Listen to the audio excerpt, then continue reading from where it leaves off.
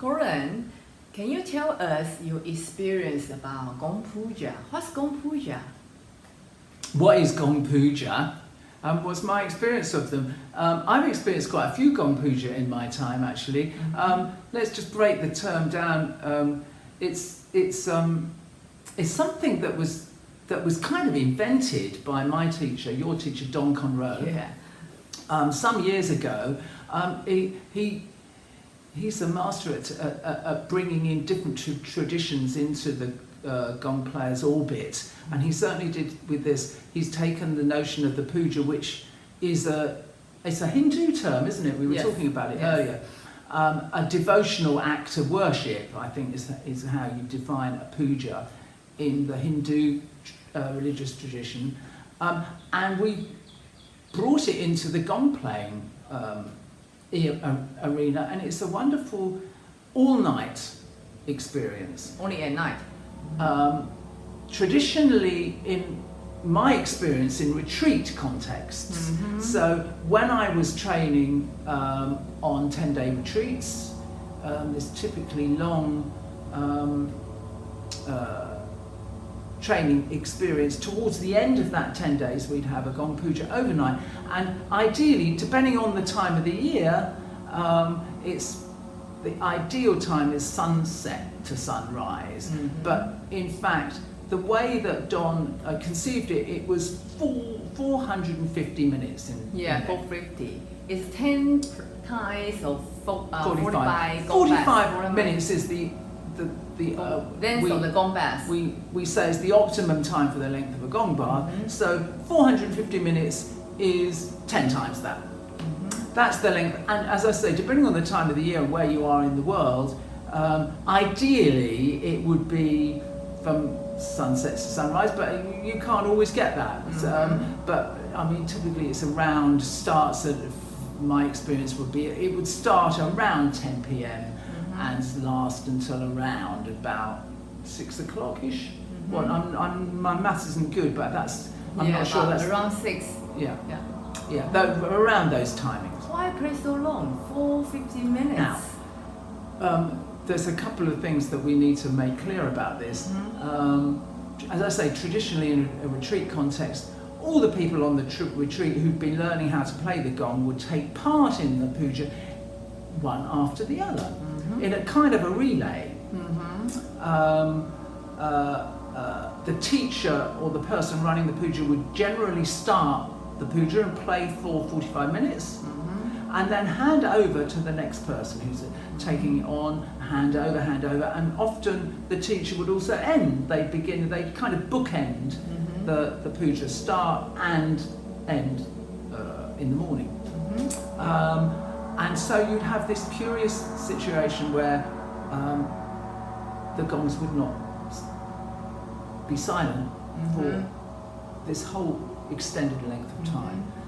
Keep almost the same volume or the vibration?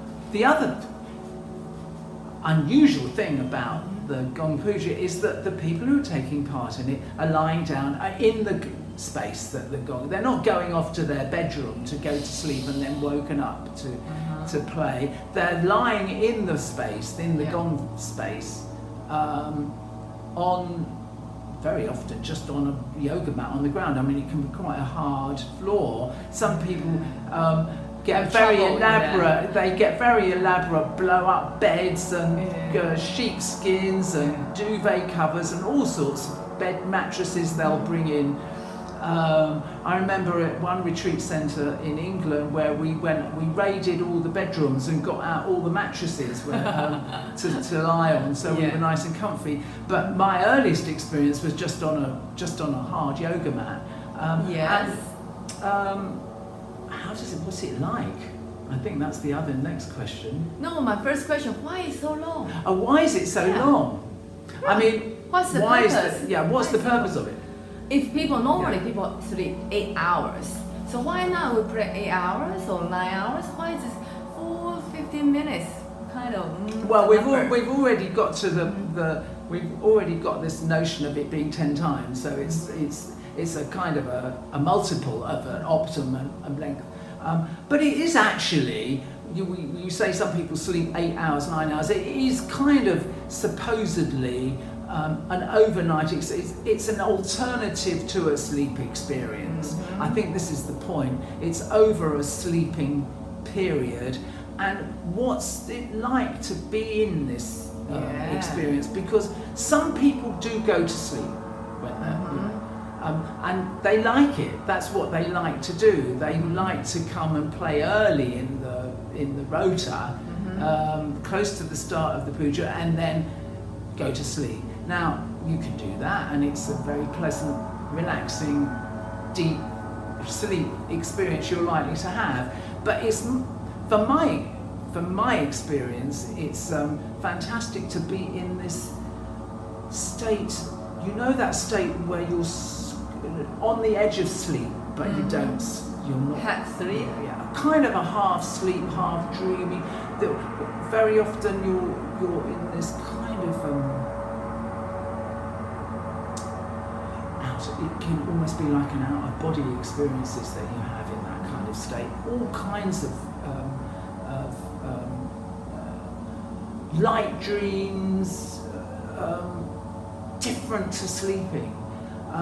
Your body is being subjected to this this resonance for a long extended period of time. This has an impact on your state of mind. I think the silence at the end when the gongs suddenly, finally stop sounding, when the last gong is, because the other thing is we use these big gongs and we play them fairly gently, not too loud, sort of medium quiet, loud enough for them to sound, but not too loud and at a constant level. We're not building up into crescendos and things. It's a nice wave, slow, long wave type sound, which is ideal for this to get into this sort of half sleep, half dream state. What we find at the end of it is that the silence can be very, very profound with Gong Puja, and we always recommend that we have a long, long period of meditative silence at the end. It can often be accompanied, if you're in a nice environment, by bird song. I always remember the most in the early morning. Yeah, in the early morning, it just can be absolutely wonderful to have. We say silence. Well, it's not the silence. The people aren't chatting. So sweet, just the bird song is so beautiful. People can do. Sometimes they'll do a chant or the breathing exercise or a yoga practice afterwards. And organise it. I'm not a big fan of that. If you want to do your chanting and your pranayama and all that stuff, do it before you start the puja at the beginning, I think the end is the time for silence and contemplation. Some people, I often like to, after a fairly short while, a few minutes, get out of the gong space, and if you're in a beautiful rural environment, just walk in the nature. My first Gong Puja experience was in the Patagonian Andes in Argentina, in this exquisitely beautiful mountain area. So I just always remember going out into the mountain air in the morning. It was amazing. So if you want to follow us on YouTube channel, please subscribe and press the bell. That's a notification for you if we have new video come up, and give us a thumb up. We'll see you next time about more and more stories about the sound therapy and the good music. See you next time. Bye for now.